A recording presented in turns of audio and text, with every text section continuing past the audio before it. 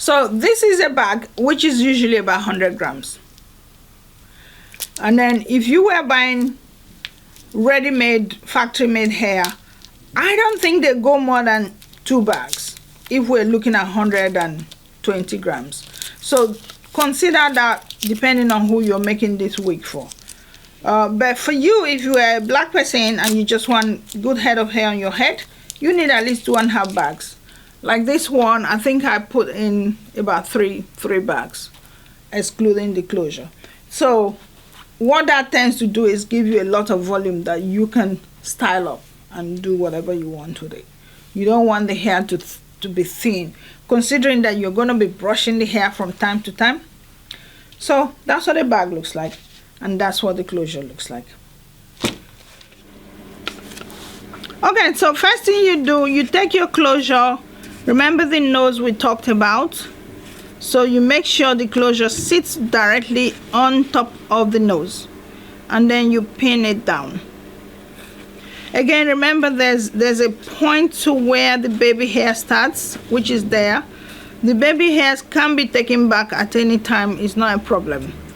Your focus is where it starts, and so you pin that down as well.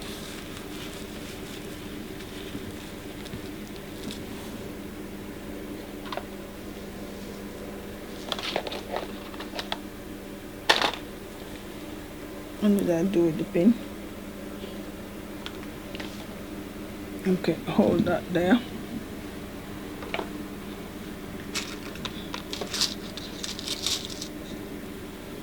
Okay, so you pin that down.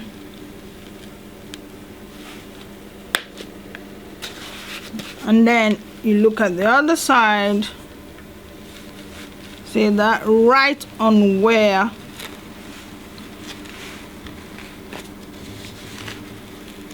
the cap starts, and you make sure everything is completely flat down,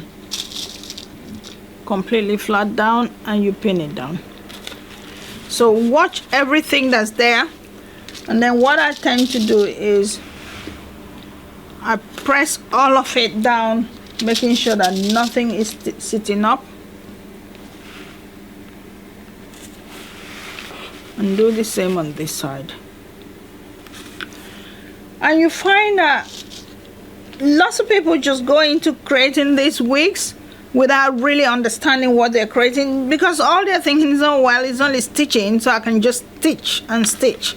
And I get people bring me the most sad looking wigs, and what I end up doing is take it all out and redo the whole thing. So that's just waste of everybody's time.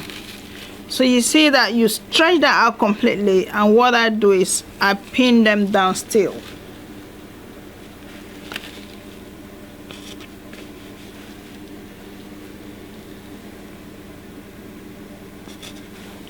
So it's all held down. That's the whole plan. So once I've held it all down, then I'm going to lift that side. You see that? So I'll follow that too and hold it all down.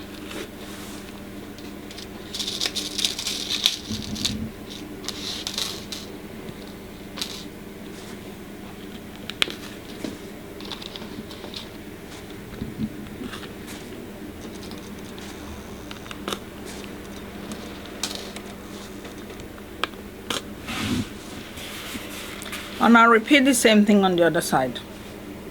So what I want you to see is how the type of precision this takes, the shape it takes. Think of these lines and that line. So you see how that sits right in the middle of both lines. That is absolutely important. And once you've got that, then you pin it all down, all the way down, because now you're ready to stitch it down.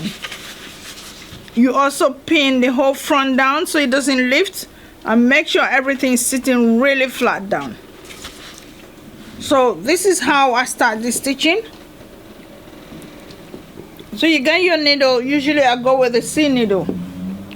Now if you come here for training, especially in wig making, this then becomes a lot easier. Take your needle, put it in and let it face up always facing up. And when it goes in, you make sure you push in the hair and needle comes out. So you pull through. So what you've done, you've taken a piece of the fabric and then a piece of the hair, and then you knot.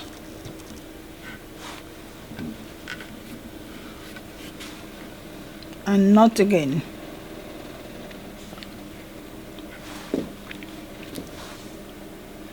Now this is the one thing that I still am deciding what I want to do. So if this client wanted this hair colored, I've had instances where I color it first before I weave it on or stitch it on. But I've decided, I still decide which one should I do first. Should I stitch the hair in first before I color it? And I have my reasons why I think I should stitch it first before I color it, because then I know exactly where the hair sits. So most times I've had to just color it and then stitch, and then it's not sitting exactly how I would have wanted it. So that's something you can think about when you start creating your wigs. So again, I'll put that needle in that same point and I'm stitching down. You'll notice I didn't start right from the beginning. I went in there. So now I'm going to go forward.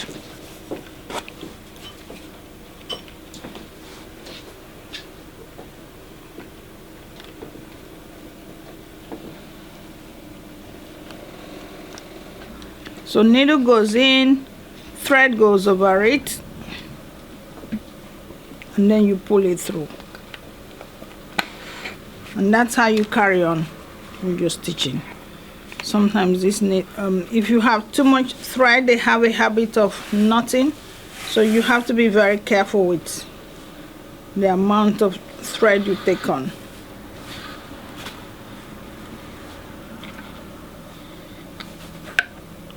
And that's what we're going to do until we stitch it all the way down. Okay, so what you can see that I've done here, I've stitched right from there. Remember, I started from here, went down and then went backwards, so it kind of gives you a double stitching here, and then you carry on. We carry on stitching until halfway, so we stop halfway, and then this time I got a new needle, because that's the same old needle I was using. I got a new needle and do exactly the same thing as what I did there. Now the reason for that is to make sure it sits completely flat, because if I carry on with that, I may end up shifting it to one side. So that's why it's stopping halfway, and then I'm going to carry on, stitch this part and stop halfway there too. My needle's acting funny. Can always get another one. I'll change this needle.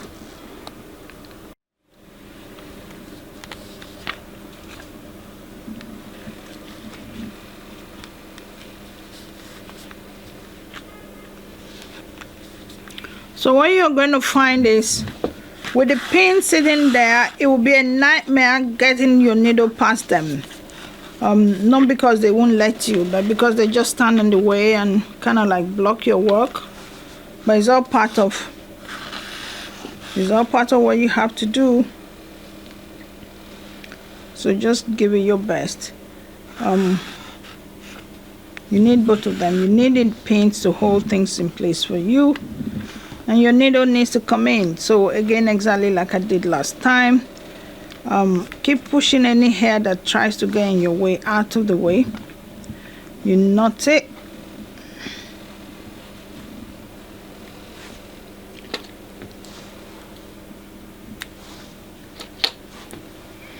And so we're going to do what we did last time. So I'm going to stitch forward and then stitch backwards.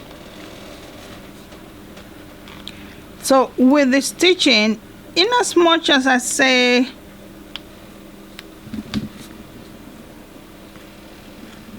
it's not the easiest task to take on, the closure stitching is the most difficult. And if you're doing frontal as well, the frontal stitching is the most difficult. Regular stitching is all right. It's not a problem. But once you get this in, the rest becomes easy. And then that's like halfway of your hair done. So that's in as well, and then I'll carry on and do exactly what I did on the other side.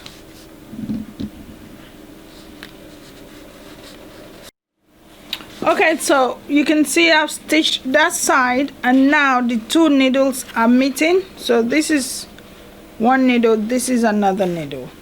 So now what I'm going to do, see that we wanted it to be just simply flat as that, because if you carried on, you would have pushed the fabric to start edging down and push it further down away from you.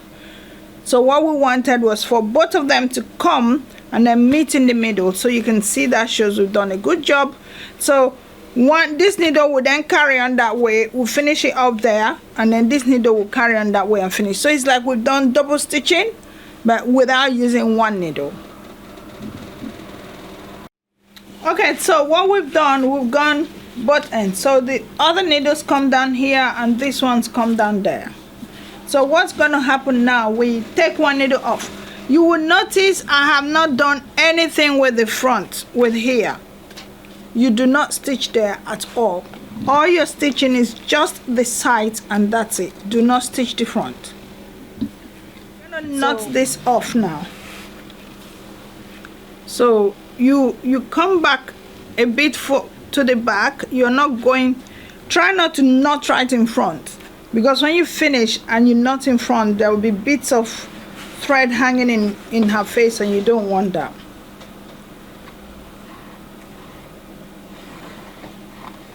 Okay, so our thread comes up, and instead of completely pulling it out, you hold some bits with you and then you knot it. And so again, if you've done a weave course, this is where the stitching part becomes easy for you. So all knotted, and then you cut this side off. So that side's completely gone off. Now this side's still here, and what I've done, I've stitched it right to the very edge. And this is when we now add the next stage. So by this time we're completely done with the closure.